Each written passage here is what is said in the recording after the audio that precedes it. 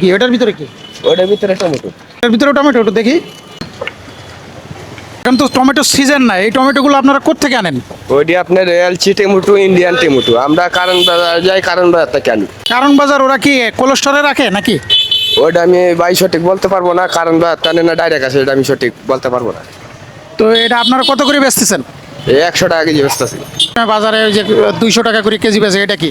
না, ওইটা ওই একই টমেটো, মনে করেন যে ওরা আপনার 5 কেজি 10 কেজি টমেটো আনে, কম আনে, ওরা বেশি করে বেচতে হয়। আর আমরা আপনার লট কিনে আনি, মানে যে 500 কেজি 600 কেজি মাল কিনে আনি, এটা একটু কম দিয়ে কিনে আনতে পারি, আমরা বেচতে পারি। আচ্ছা, এটা খাইলে ক্ষতি টতি হবে না তো কোনো নাকি? ওইটা আমি সঠিক বলতে পারবো না। তা আপনারা শুধু আনেন? জি জি। এটা তো দেশি মনে হচ্ছে। হ্যাঁ, দেশি না, ওটা ইন্ডিয়ান টমেটো।